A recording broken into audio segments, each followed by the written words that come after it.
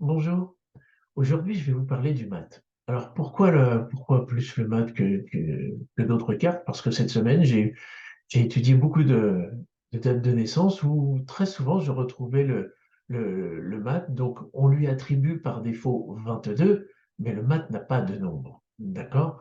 Donc quand on a du 22 dans une date de naissance, euh, que ce soit dans le jour de naissance, ou dans l'année de naissance. Je vais vous donner un exemple. Par exemple, lorsque vous êtes né en 1966, 1 plus 9 plus 6, ça fait 22.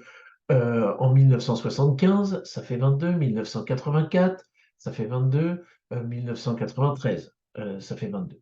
Donc, quand on a le math, le 22 dans le jour de naissance ou dans l'année de naissance, qui définit en partie notre état d'esprit, euh, ce sont des personnalités qui ont besoin de beaucoup d'indépendance, besoin d'être originales, et toute la difficulté va être, dans cette vie-ci, parce que moi je crois qu'on en a plusieurs, mais ça va être d'oser sortir des schémas, de sortir des cadres établis, que ce soit par la famille, par la société. Alors quand vous avez le 22 dans le jour de naissance, c'est plutôt de sortir de la famille, d'être le vilain petit canard noir, si vous voulez, dans le sens que vous avez besoin de sortir des conditionnements familiaux, de sortir des habitudes familiales et d'être forcément original. D'ailleurs, j'ai souvent retrouvé quand on l'a dans le jour de naissance ou par addition du jour et du mois de naissance. Par exemple, quelqu'un qui serait né le 10 décembre, par exemple, ça ferait 22. Eh ben, j'ai souvent vu que c'était des personnes, des hommes comme des femmes, qui très tôt ont besoin de s'émanciper de leur famille. Soit ils quittent leur famille pour faire des études à l'étranger, parce que le maths correspond aussi à tout ce qui est les voyages à l'étranger. Donc, quand c'est dans le jour ou par addition du mois et du jour de naissance, le 22 va exprimer ce besoin d'indépendance par rapport à la famille et d'être de toute façon original par rapport à la famille. Alors que quand c'est dans l'année de naissance, l'originalité va surtout s'exprimer et va devoir s'exprimer par rapport à un comportement dans la société. Alors ça peut être par rapport à un métier qui peut être original, ça peut être aussi quand l'image du père n'est pas valorisée, parce que je vais vous le montrer tout de suite après. D'ailleurs, je pourrais même vous le montrer maintenant pendant que je vous parle, parce que ça sera plus facile pour vous si vous connaissez pas le maths du tarot. C'est quelqu'un, vous voyez, qui prend son baluchon et qui s'en va.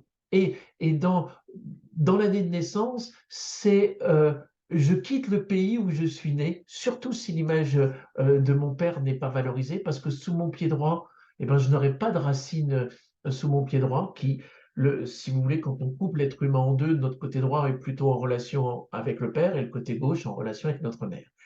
Et ben, quand l'image du père n'a pas été valorisée parce que le père était absent, soit parce qu'il travaillait beaucoup, soit parce que les parents étaient séparés, dans un cadre plus difficile, parce que vous n'avez jamais connu votre père, le maths, c'est aller vers l'inconnu. Donc parfois, ben, je n'ai pas connu mon père, il n'était pas présent. Malheureusement, parfois aussi, il décède très tôt dans la vie de l'enfant, que ce soit d'un homme ou d'une femme.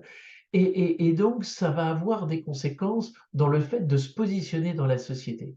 Et si vous avez du 22 du côté droit de votre date de naissance, que l'image du père n'est pas valorisée, ben vous verrez que ça sera très compliqué de vous réaliser dans le pays dans lequel vous vous êtes incarné. En revanche, si vous quittez ce pays pour aller dans un pays étranger, alors à ce moment-là, il vous sera beaucoup plus facile de vous implanter dans ce pays et d'avoir une réalisation sociale, de créer vos propres racines.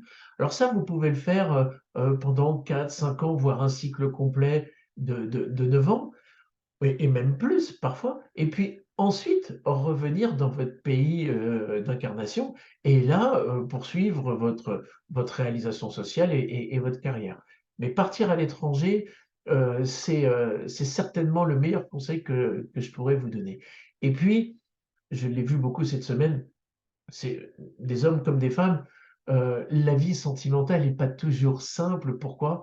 Parce que quand on a du 22, que ce soit dans le jour de naissance, dans l'année de naissance, par addition du jour et du mois de naissance, ou par addition du mois et de l'année de naissance, euh, là, ça donnera plutôt les comportements. ça va donner dans la personnalité, des gens qui ont besoin d'être très indépendants, très autonomes. Donc si vous voulez, vous n'êtes pas spécialement fait pour vivre une vie de couple. C'est plutôt chacun chez soi et puis parce que vous avez besoin de liberté et puis vous voyez alors que l'un aille chez l'autre, passer quelques jours et cetera, que vous partiez en vacances, oui, mais fondamentalement, comme vous avez besoin de liberté, vous ne pouvez pas vous sentir enfermé, que ce soit dans une relation de couple, dans une relation, même avec des enfants. Il vous faudra une certaine autonomie et puis quand vous l'avez côté droit de votre date de naissance, bah, au niveau professionnel, au niveau social, bah, vous avez besoin de toute façon de beaucoup d'autonomie, beaucoup d'indépendance. Et généralement, vous êtes plutôt des personnalités qui allez créer votre propre activité pour être indépendant, parce que supporter la hiérarchie est vraiment compliqué. Donc voilà, donc ça c'était le petit sujet d'aujourd'hui que je voulais aborder, ce fameux 22 par défaut, hein, parce que le math, sinon n'a pas de nombre, mais ce qui est très intéressant aussi, ça serait de le mettre en relation avec l'arcane 13, qui elle a un nombre mais n'a pas de nom, et on s'aperçoit que si on réduisait 22, bah, ça donnerait 4, et l'arcane 13 donnerait 4 aussi, et qui nous ramènerait à l'empereur. Mais ça, éventuellement, je vous en reparlerai plus tard. Donc voilà ce que je voulais vous présenter par rapport aux maths. Alors, j'en ai d'autres dans d'autres tarots. Je vais vous en montrer quelques autres, parce que dans certains tarots, le mat se nomme le fou. Vous voyez, en bas, vous avez là le fol.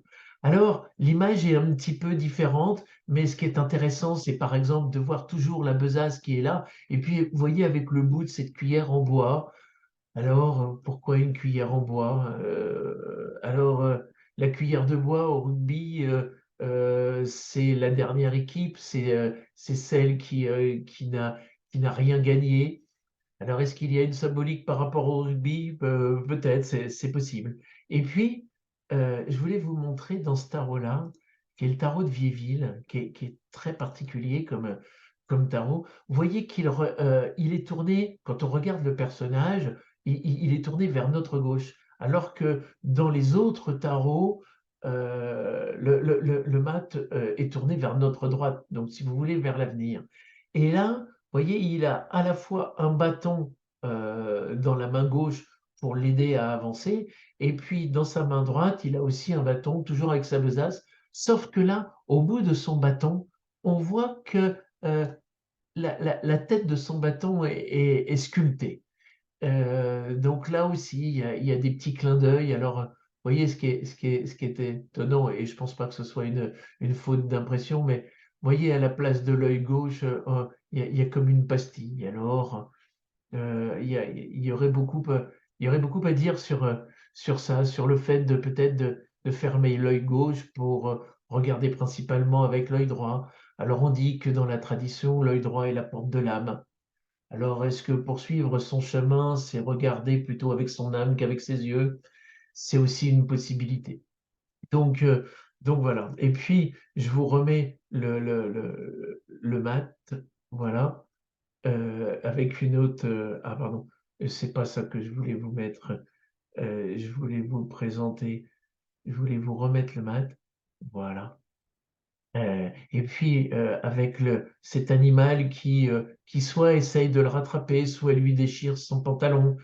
Mais il y a une notion parfois aussi d'être rattrapé par son côté animal, et que même si on regarde comme le mat vers le ciel, et qu'on suit sa bonne étoile, qu'on suit sa guidance spirituelle ou sa guidance divine, bah, de temps en temps, on peut être attrapé par nos travers, parce qu'on est incarné sur Terre en tant qu'être humain avec des qualités et des défauts, et qu'on vient progresser. Mais en tout cas, pour le maths, quand vous l'avez dans votre date de naissance, forcément, le fait de revendiquer votre originalité est une très bonne chose pour vous, est une excellente chose. Plus vous serez original, plus vous serez marginal quelque part, mieux ça sera. Et puis, pour les enfants qui sont nés à partir des années 90, et quand vous additionnez votre jour de naissance, votre mois de naissance et votre année de naissance, et si ça donne 22, Avant les années 90, on le réduisait surtout à un chemin de vie 4 et on en donnait une interprétation d'un chemin de vie 4. Alors que pour les enfants qui sont nés à partir de 1990, leur chemin de vie 22, ils le gardent en vibration. Donc ça, c'est extraordinaire parce que c'est des âmes qui s'incarnent par rapport à notre société et par rapport à notre humanité, qui viennent être des avant-gardistes, qui viennent justement bousculer les règles établies de notre société pour les exploser. Donc généralement, la difficulté pour ces enfants-là, surtout à l'école, c'est de rentrer dans le moule de l'école, de rentrer dans le cadre de l'école, mais dans le cadre de la société. C'est généralement des enfants qui ont beaucoup de mal à s'insérer dans des structures bien réglementées, bien établies. Alors si vous êtes parent et que vous avez votre enfant qui a du 22 dans sa date de naissance ou qui a un chemin de vie 22 et qu'il a beaucoup de difficultés à s'intégrer dans un cycle scolaire classique, c'est normal. Et à ce moment-là, bah, peut-être qu'il faut envisager d'autres solutions, d'autres possibilités. Je ne les connais pas tous, mais j'en connais quelques-unes. Mais en tout cas, ce sont des enfants qui ont besoin de suivre un parcours de vie forcément original. Voilà. Eh ben, j'espère que cette petite présentation du MAT du 22 vous aura plu. Et puis, je vous dis à bientôt et je vous reparlerai d'autres nombres comme ça vient. Voilà. Je vous souhaite une excellente journée et à bientôt. Au revoir.